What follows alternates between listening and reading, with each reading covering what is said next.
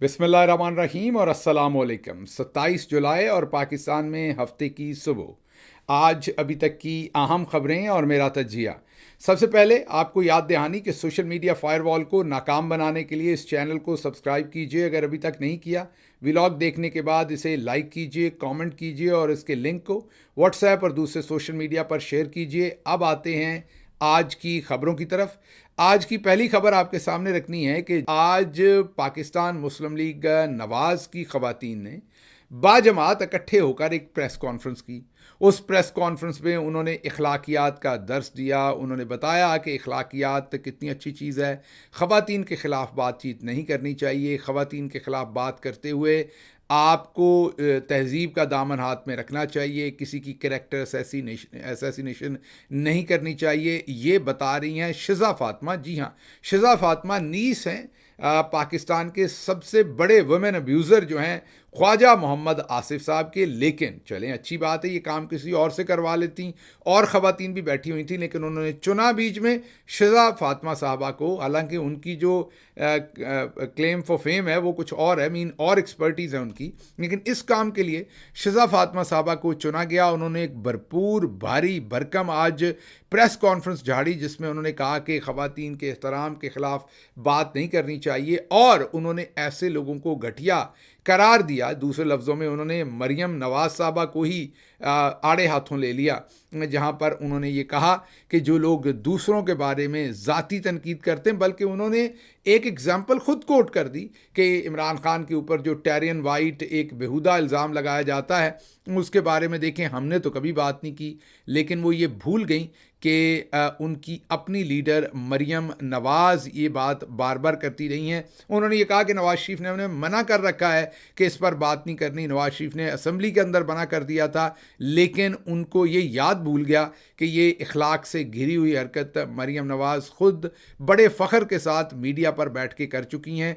ये ज़रा दोनों की बातचीत सुनिए। पहले शिज़ा फ़ातिमा साहबा की बातचीत सुनिए, उसके पीछे फिर मरियम नवाज़ साहबा क्या कुछ कहती रही हैं वो ज़रा सुनिए। आपकी सियासी परवरिश ऐसी ज़रूर होगी, मगर हमारी सियासी परवरिश ऐसी नहीं है। मुझे आज भी याद है कि जब पार्लियामेंट के फ्लोर पे इमरान खान साहब की बेटी का जिक्र हुआ तो नवाज शरीफ साहब ने खुद मना किया कि किसी की खानदान की खातून के ना बात की जाएगी फ्लोर पे, ना उसका जिक्र होगा। ये हमारी सियासी तरबियत है। टेरियन खान का केस है, क्या वो केस सच नहीं है? मुझे बताएं, क्या वो केस सच नहीं है? जमाइमा खान ओन करती है, उसको ये ओन नहीं करता अपनी बेटी को। इसको अपनी बेटी से ज़्यादा अपनी सियासत अजीज़ है। आपने सुन लिया। मेरा ख्याल सभी कुछ आपके सामने एविडेंट है, मुझे कुछ कहने की ज़रूरत है नहीं इस पर। मैं सिर्फ इतना कहूँगा आपको कि पहली बात तो शिज़ा फ़ातिमा साहबा को सबसे पहले तो पाकिस्तान के जो सबसे बड़े वुमेन अब्यूज़र हैं ख्वाजा मोहम्मद आसिफ, उनके बारे में कौम से माफ़ी मांगनी चाहिए थी। घर पर जाके उनकी तरबियत करनी चाहिए जो ख़वातीन को ट्रैक्टर ट्राली, बाकियात, खंडरात और पता नहीं क्या कुछ गलीज़ बातें ख़वातीन को कहते हैं, उनकी कैरेक्टर असैसिनेशन करते हैं और हर हद तक जाते हैं और पूरा पाकिस्तान उसको कई बार कंडेम कर चुका। लेकिन आज उन्हीं की नीस जो है, उन्हीं की भांजी बैठकर लोगों को इखलाकियात के दर्स दे रही हैं। बिल्कुल देना चाहिए, सभी को ख़वातीन की रिस्पेक्ट करनी चाहिए। और अज़मा बुखारी साहबा के बारे में जो भी ये कोई अच्छी बुरी वीडियो हमने तो देखी नहीं, लेकिन जिसने भी शेयर की हम उसकी भरपूर मज़म्मत करते हैं, नहीं करनी चाहिए। लेकिन अज़मा बुखारी साहबा माजी में किस तरह की ज़ुबान पाकिस्तान तहरीक इंसाफ की ख़वातीन के बारे में इस्तेमाल करती रही हैं, बुशरा बीवी के बारे में इस्तेमाल करती रही हैं, वो भी ज़रूर हमें याद भी रखनी चाहिए और उसके ऊपर तंबीह भी करनी चाहिए और उसके ऊपर लोगों की सरजनश भी करनी चाहिए। लेकिन ये जो नून लीग का दोहरा मेयार है कि अपने लिए मेयार और है, दूसरों के लिए मेयार और है, इसके ऊपर भी ख्याल रखना चाहिए। अच्छा जी, अगली खबर जो आपके सामने रखेंगे, जस्टिस काजी फायज़ ईसा साहब ने एक भारी भरकम बयान दागा है जस्टिस अतर मिनल्ला और जस्टिस आयशा मलिक साहबा के बारे में। اور پہلے ہم آپ کو یہ خبر دے دیتے ہیں کہ انہوں نے جسٹس اطہر من اللہ اور جسٹس عائشہ ملک پر کیا کہا. اس کے بعد ہم اس خبر کو کور کریں گے جو آج کے صحافیوں نے اس کے اوپر تجزیہ کیا ہے. جسٹس قاضی فائز عیسیٰ نے جسٹس اطہر من اللہ کے اوپر ایک دفعہ پھر حملہ کر دیا ہے.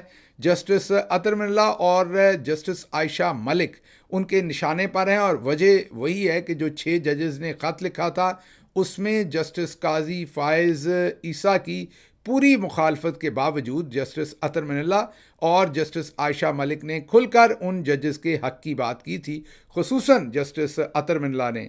ابھی ایک کیس جس کا فیصلہ لکھنا تھا، اور یہ فیصلہ تھا فیڈرل ایکسائز ایکٹ 2005 کے متعلق یہ کیس تھا جس میں کوئی لینا دینا نہیں تھا ایز سچ کسی جج کے خلاف بات لکھنے کا. لیکن جسٹس قاضی فائز عیسیٰ نے ایک اختلافی نوٹ لکھا، اور اس اختلافی نوٹ کے اندر خصوصی طور پر جسٹس قاضی فائز عیسیٰ نے جسٹس اطہر من اللہ کا ذکر کیا، اور ان کے اوپر جو ایک تبرہ بولا کہ جج کا کام جو ہے وہ لیٹ فیصلہ کرنا نہیں ہوتا، جج کو وقت پر فیصلہ کرنا چاہیے. انہیں تنقید کا نشانہ بنایا کہ وہ لیٹ فیصلے دیتے ہیں یا لیٹ فیصلہ کرتے ہیں. پاکستان کی تاریخ میں یہ عمومی طور پر رواج ہے نہیں کہ ایک جج دوسرے جج کا نام لے کر اس پر تنقید کرے، وہ بھی عدالتوں کے فیصلوں کے اندر ان رائٹنگ.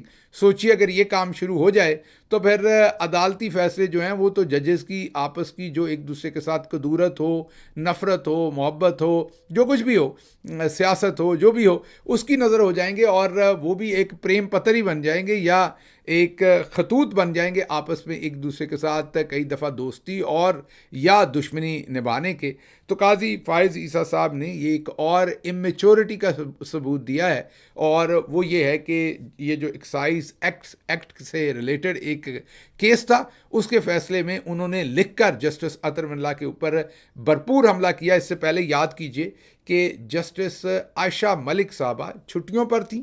تمام ججز، آپ کو یہ پتہ ہو کہ پورے سال میں یہ جو چھٹیاں ہوتی ہیں عدالتوں کے اندر، چھٹیوں کا مطلب یہ نہیں کہ عدالتیں مکمل بند ہوتی ہیں، کچھ ججز ہوتے ہیں جو عدالتوں کے اندر بینچز ہوتے ہیں وہ سنتے ہیں، اور کیونکہ ججز کے بچوں کو بھی چھٹیاں ہوتی ہیں، انہوں نے بھی چھٹی پر جانا ہوتا ہے. یہ پوری دنیا کا رواج ہے کہ ججز کو بھی چھٹیاں ملتی ہیں. پاکستان میں بھی ججز کو چھٹیاں ملتی ہیں، اور یہ چھٹیاں تقریباً اگست کے مہینے میں خصوصی طور پر ہوتی ہیں، مڈ جولائی سے اگست کے مہینے میں، اور اس میں تمام ججز بھی چھٹی پر جاتے ہیں. جس طرح آج جب میں آپ سے بات کر رہا ہوں تو اس وقت جسٹس قاضی فائز عیسیٰ صاحب بھی چھٹی پر ہی ہیں، یہ نہیں کہ وہ چھٹی پر نہیں ہیں. جسٹس عامر فاروق جو ہیں وہ بھی چھٹی پر ہیں، لیکن وہ توڑ کے چھٹی لے رہے ہیں تاکہ کوئی اور بندہ جو ہے وہ اسلام آباد ہائی کورٹ کے اندر کیسز فکس نہ کر سکے، اس لیے 2 4 دن کی چھٹی لے رہے ہیں. لیکن چھٹی پہ وہ بھی جا رہے ہیں. قاضی فائز عیسیٰ صاحب بھی چھٹیوں پہ جاتے ہیں جا رہے ہیں.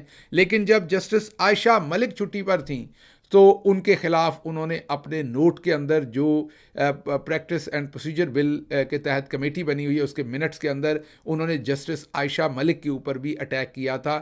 2 ہی خواتین ججز ہیں اوپر سپریم کورٹ میں، ان میں ایک جسٹس عائشہ ملک ہیں. تو قاضی صاحب یہ کام پہلے بھی کر چکے ہیں، ریپیٹ کر رہے ہیں. تو آپ کو ہم نے بتایا تفصیل کے ساتھ کہ جسٹس قاضی فائز عیسیٰ نے کس طریقے سے جسٹس اطہر من اللہ اور جسٹس عائشہ ملک کو نشانہ بنایا. اب اس پر صحافیوں نے جو تجزیہ کیا ہے وہ اسد طور صاحب، عدیل سرفراز اور ثاقب بشیر، انہوں نے کئی چیزیں کوٹ کر کے سامنے رکھ دی ہیں کہ کس طریقے سے ماضی میں یہ خود خط لکھتے رہے ہیں جسٹس منیب کو اور دوسروں کو، بتاتے رہے کہ چھٹیاں نہیں کرنی، 6 دن پورے کام کرنا ہے، ہمیں تنخواہ 6 دن کی ملتی ہے.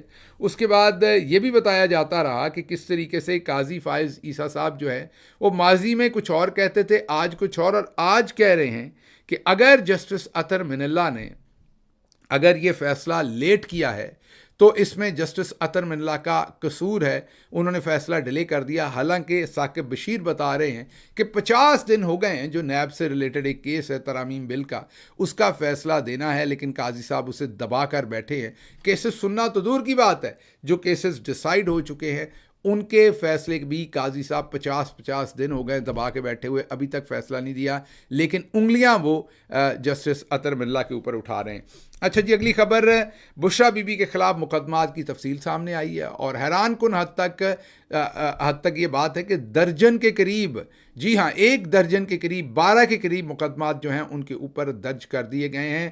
ان کے اوپر اسلام آباد کی پولیس نے, اینٹی کرپشن اور بہت ساری جگہوں پر مقدمات درج ہیں جو ان کے علم میں بھی نہیں تھے. جب ان کے وکیل نے جا کر عدالت میں اس چیز کی استدعا کی کہ ہمیں بتایا جائے کہ ان پر کتنے مقدمات ہیں, عدالت نے رپورٹ مانگی, تو حیران کن حد تک یہ پتہ چلا کہ ان کے اوپر, جن کا کبھی کسی چیز سے سچ ڈائریکٹلی ریلیشن شپ نہیں ہے, ان کے اوپر درجن بھر سے زیادہ مقدمات جو ہیں وہ درج کیے ہوئے ہیں. اس کا مطلب ہے کہ بشرا بی بی کو مزید اب نشانہ بنانے کی جو ہے وہ بھرپور تیاری کی جا رہی ہے. اگلی خبر ہے جی کہ برطانیہ میں عمران خان کی بہت سپورٹ ہے, یہ نجم سیٹھی صاحب نے کہا.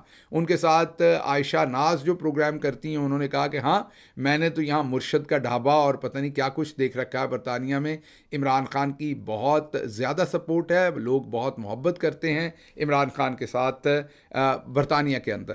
اگلی خبر جی, وفاقی وزیر احسن اقبال کے وزیر اعظم شہباز شریف سے اختلافات ہیں. اختلافات کی وجوہات یہ ہیں کہ ان سے کوئی مشورہ نہیں کرتا کہ پلاننگ کے اندر اگلے سالوں میں پیسہ کہاں خرچ کرنا ہے. آپ کو میں نے بتایا, ایک تو یہ پڑھے لکھے نہیں ہیں, اوپر سے کوشش نہیں کرتے. ان میں ایک آدھ جو تھوڑا بہت پڑھا لکھا ہے, اندھوں میں کانا راجا, وہ احسن اقبال ہیں.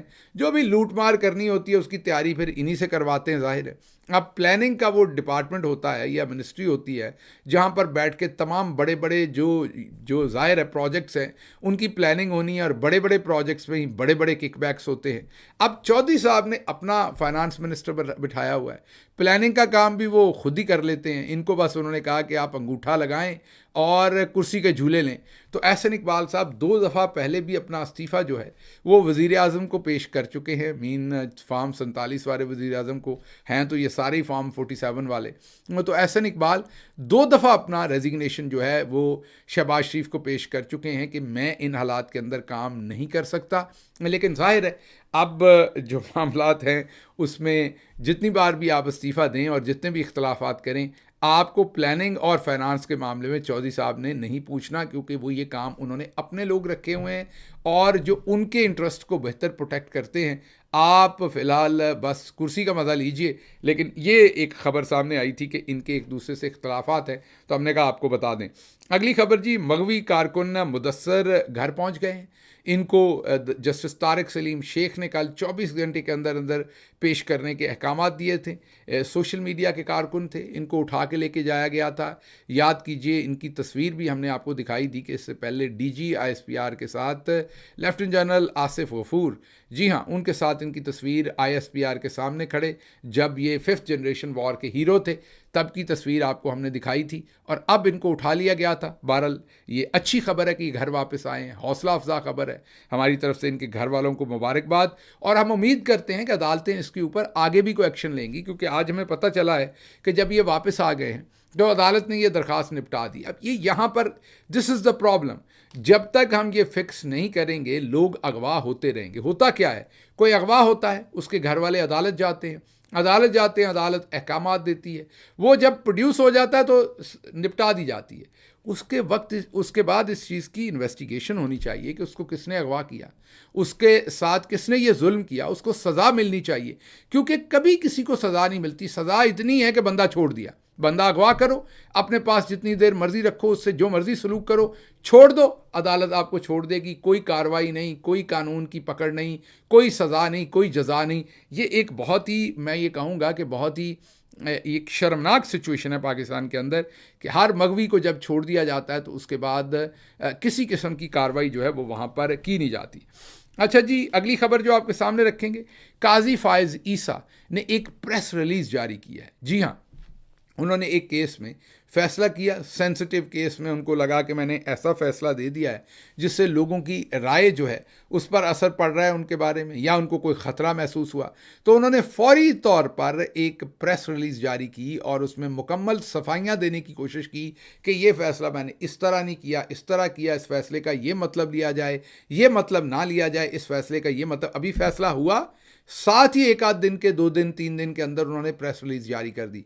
यही वो काजी फायज ईसा साहब हैं जो ये झूठ बोलते रहे कि इलेक्शन कमीशन ऑफ पाकिस्तान ने उनके फैसले को गलत इंटरप्रेट किया। जी हाँ, उस वक्त भी वो ऐसी ही प्रेस रिलीज जारी कर सकते थे, लेकिन उन्होंने नहीं की। पूरे मुल्क का इलेक्शन लुट गया, सब कुछ हो गया, और आज कहते हैं कि मेरी इंटरप्रिटेशन गलत थी। तो आज खुद देखिए कॉलो फेल में कितना तजाद है। अगर आप आज प्रेस रिलीज जारी कर सकते हैं तो अब तब क्यों नहीं कर सकते थे? अगर आप तब प्रेस रिलीज जारी कर देते तो ये सब कुछ ना होता।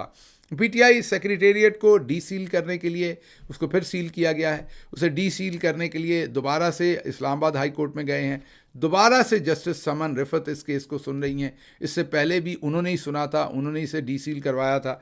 देखते हैं अब इसका क्या बनता है। अच्छा जी, शेख हसीना वाजिद मेट्रो रेल के दौरे पर गई बांग्लादेश के अंदर, जो आपको पता है कि बहुत सारे वहाँ पर एहतजाज हुआ, तोड़ फोड़ हुई, तो मेट्रो रेल के दौरे के ऊपर रोना शुरू हो गई वो। बिल्कुल, अगर मरियम नवाज साहबा ने जब लाहौर जनाह हाउस, जो पहले कोर कमांडर हाउस था अब जनाह हाउस है, उसका उन्होंने दौरा किया था, तो उन्होंने भी रोने की यही वाली एक्टिंग की थी। मेरा ख्याल है कि अब शेख हसीना वाजिद, चलें बाजी मरियम को भी किसी ने कॉपी किया, भले रोने में ही किया, तो शेख हसीना वाजिद ने वहाँ पर रो के दिखाया लोगों को। वो मेट्रो के सारे जो तोड़ फोड़ थी, शीशे टूटे हुए थे, दूसरी जगह उनको जिस तरीके से बांग्लादेश के अंदर ब्रुटैलिटी के साथ लोगों को कत्ल किया गया, सीधी गोलियां मारी गई, ना शेख हसीना वाजिद को उस पर शर्म आई, ना रोना आया, लेकिन टूटे हुए शीशे या टूटे हुए कंप्यूटर्स देखकर उनको रोना आया। ये वो फ्रॉड होते हैं जो अवाम की अमंगों के साथ ही, उनके एहसासात के साथ खेलते हैं और इतने मुनाफिक होते हैं कि उसके बाद पूरा ड्रामा भी करते हैं।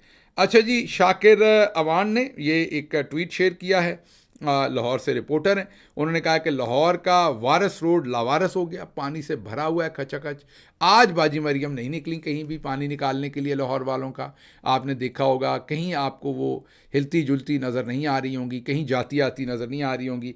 तो आज जो है वो हर जगह पर पानी पानी खड़ा है, लेकिन बाजी मरियम जो है वो मिसिंग है। अच्छा जी, मोहम्मद मालिक साहब ने कहा कि पीटीआई पर पाबंदी बयानों की हद तक है। ये बयान शान देंगे, पाबंदी लगाएंगे नहीं, क्योंकि इनको पता है ये लगा नहीं सकते। ऊपर से अदालत जाहिर है लगाने नहीं देगी इनको पाबंदी, वरना ये करते ज़रूर। अच्छा जी, अगली खबर आपके सामने रखते हैं। आज अडयाला जेल में दाखिल नहीं होने दिया इमरान खान के वकला को। इमरान खान के वकला तमाम के तमाम वहाँ मौजूद थे। अलकादर ट्रस्ट केस मुलतवी किया जज ने। पता नहीं इसके अंदर अब क्या, मेरा ख्याल इसके अंदर यही वजह है कि अलकादर ट्रस्ट केस अगर ख़त्म होता है तो इमरान खान फौरी तौर पर, जाहिर है वो केस भी ख़त्म करना पड़ना है और उन्होंने बाहर आ जाना है। तो उस केस को तूल देने के लिए, हालांकि वकला जेल में पहुंच गए थे, लेकिन उसके बावजूद कहा कि वकला जो है वो यहाँ पर आए नहीं हैं, तो उस केस को आगे जो है वो आगे फैला दिया गया और उसकी एक तारीख दे दी गई।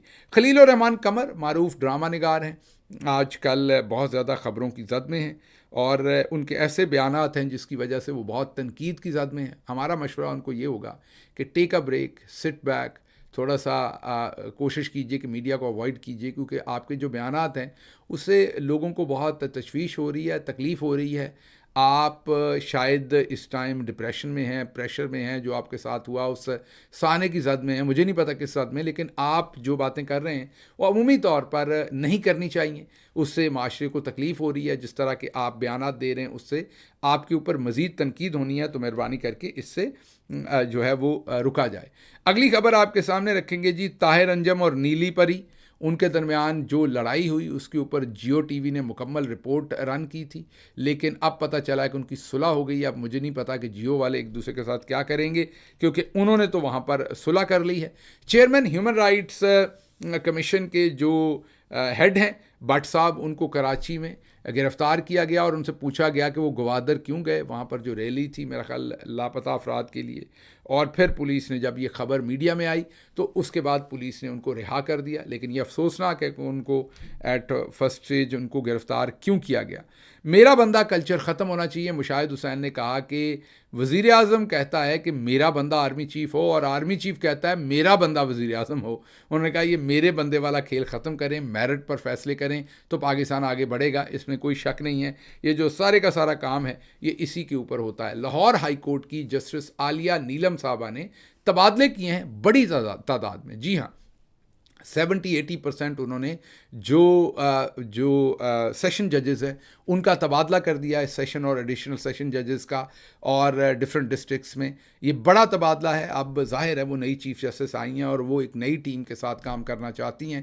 امید کرتے ہیں کہ یہ جو نئے ججز لگائیں یہ ایمانداری سے کام کریں گے اور لوگوں کو انصاف فراہم کریں گے، اور جو اس سے پہلے ججز جھوٹے سیاسی اقدامات اور پرچوں میں لوگوں کو مہینوں سالوں جیل میں رکھے ہوئے ہیں، یہ والے ججز وہ کام نہیں کریں گے، اور جج عباس جیسے لوگ جو ہیں وہ ہمیں مزید دیکھنے میں ملیں گے یہاں پر۔ اچھا جی، سینیٹر عرفان صدیقی نے اڈیالہ جیل میں جانے کا ایک اپنا منجن بیچنے کی کوشش کی اور کہا کہ مجھے فلاں جگہ پر رکھا گیا، اور اس کے اوپر احمد نورانی صاحب نے ان کی کلاس لی۔ انہوں نے کہا آپ جھوٹ بول رہے ہیں، آپ نے کہا کہ مجھے ایف آئی اے نے پکڑا، آپ ہمیں بتاتے رہے سب کو کہ آپ کو آئی ایس آئی نے پکڑا، اور بار بار آپ یہ بات کر چکے ہیں۔ آج آپ اس عمر میں جھوٹ بول رہے ہیں کہ آپ کو ایف آئی اے نے پکڑا، آپ تب کہتے تھے آپ کو آئی ایس آئی نے اٹھایا، اور آپ ہمیں بتاتے رہے، اور ہمیں بھی پتا تھا، یہ احمد نورانی کا کہنا ہے کہ آپ کو آئی ایس آئی نے اٹھایا، تو آپ کو کم از کم اس عمر میں جو ہے وہ سچ بولنا چاہیے۔ مخصوص نشستوں کی تحریک انصاف نے مخصوص نشستوں کی فہرست جمع کروا دی ہے۔ جب تک حتمی فہرست سامنے نہیں آتی اس پر ہم بات نہیں کریں گے ناموں کے اوپر۔ ظاہر ہے اس کے اوپر بہت لے دے ہے، بہت ساری تنقید ہے، اس کا نام ہونا چاہیے تھا، اس کا نہیں ہونا چاہیے تھا، سیٹیں تھوڑی تھیں، لوگ زیادہ تھے، یہ کام تو ہونا ہی تھا، لیکن بہرحال وہ لسٹ جو ہے وہ جمع ہو گئی ہے۔ جب آپ کے سامنے آ جائے گی تو آپ کو پتہ چل جائے گا، اور اس کے اوپر پھر ظاہر ہے آپ تنقید اور تعریف کرنے کا پورا حق رکھتے ہیں۔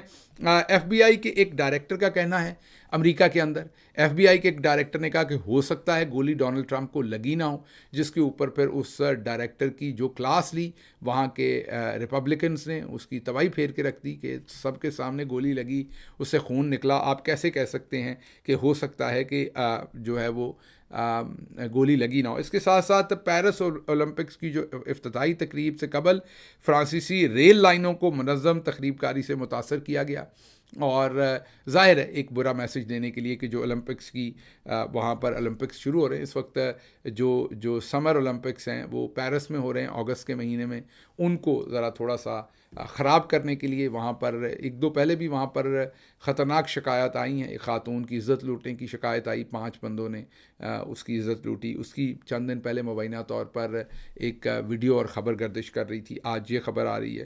اور جاپان کی آبادی 15ویں سال ریکارڈ کم پیدائش اور ریکارڈ زیادہ اموات کے ساتھ گرتی جا رہی ہے۔ بہت سارے ملکوں کو یہ اس ٹائم ایشو ہے، اسی وجہ سے اب یہ بہت سارے ڈفرینٹ ملکوں کی طرف امیگریشن کے آپشنز جو ہیں وہ لوگوں کے لیے کھلیں گے۔ بہت سارے ملک ہیں جن کے اندر بچے پیدا کم ہو رہے ہیں، ہم سے اپوزٹ ان کی سچویشن ہے۔ جرمنی کا بھی یہی حال ہے، اسی لیے جرمنی اب اوپن اپ ہو رہی ہے امیگریشن کے لیے، نئے لوگوں کو لے رہی ہے۔ ظاہر ہے ابھی بھی وہاں پر بہت سارا ریئیکشن بھی ہے اس چیز کے لیے، لیکن ان کی بقا اسی میں ہے۔ وہ ریئیکٹ تو کرتے ہیں کہ امیگرینٹس کو ہم نے نہیں لینا، لیکن اپنے ہاں بچے کم پیدا ہو رہے ہیں، اموات زیادہ ہو رہی ہیں، آبادی کم ہو رہی ہے، ملک چلانے کے لیے، انڈسٹری چلانے کے لیے، وہاں پر جو کمپنیز ہیں وہ چلانے کے لیے جو ورک فورس چاہیے اس کے لیے آبادی ہے نہیں۔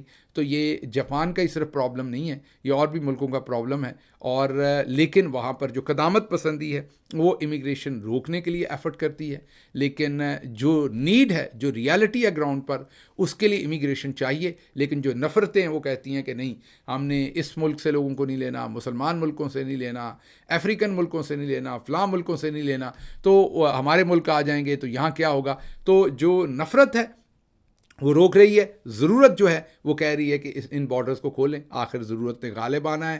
ان ملکوں کے اندر اب آبادی ایسی نہیں ہے کہ اپنا نظم و نسق خود چلا سکے۔ آپ دیکھیں گے کہ آنے والے سالوں میں بڑی تعداد میں ان ملکوں کے اندر جو ہے وہ امیگریشن کے مواقع جو ہیں وہ نکلیں گے۔ اس کے ساتھ ہی مجھے اجازت دیجیے، اللہ آپ کا حامی و ناصر ہو۔ پاکستان زندہ باد۔